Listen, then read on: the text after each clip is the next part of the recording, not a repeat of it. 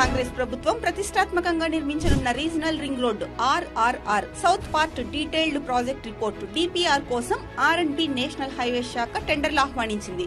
November 25వ తేదీ నుంచి Telangana website నుంచి టెండర్లను డౌన్లోడ్ చేసుకోవాలని నోటిఫికేషన్ లో పేర్కొంది. దీనికి డిసెంబర్ 16 వరకు గడువు విధించింది. ప్రాజెక్టు కన్సల్టెంట్ ఎంపికకు ప్రభుత్వం పలు అర్హతలను ఖరారు చేసింది. సుమారు 500 కిలోమీటర్ల హైవేలకు DPR రెడీ చేసిన అనుభవంతో పాటు వేల కోట్ల రూపాయలలో రోడ్లు నిర్మించిన అనుభవం ఉండాలని తెలిపింది. బిడ్లు దాఖలు చేసిన తర్వాత ప్రీ బిడ్డింగ్ మీటింగ్ నిర్వహించనున్నారు. అనంతరం ప్రభుత్వం ఖరారు చేసిన అర్హతలు ఉన్నాయో లేదో పరిశీలిస్తామని అధికారులు తెలిపారు.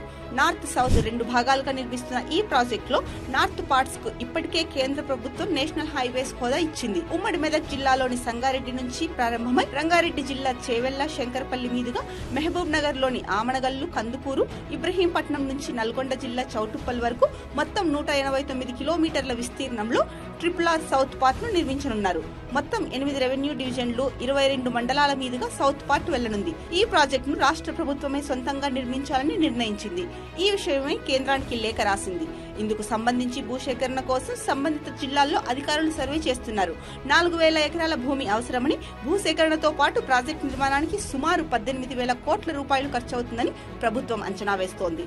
రోడ్డు నిర్మాణానికి అవసరమైన నిధులను JICA, world bank, Asian development bank తో చర్చలు జరుపుతున్నామని R&B శాఖ మంత్రి కోమటిరెడ్డి వెంకటరెడ్డి తెలిపారు. ప్రాజెక్టు వ్యయంలో 40% టెండర్ దక్కించుకున్న కంపెనీకి రాష్ట్ర ప్రభుత్వం పలు వాయిదాల్లో నిధులు చెల్లించనుంది.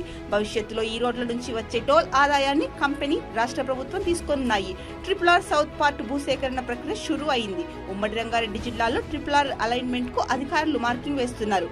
ప్రాథమికంగా నిర్ధారించిన వివిధ ప్రాంతాల్లో మార్కింగ్ పనులు ప్రారంభించారు.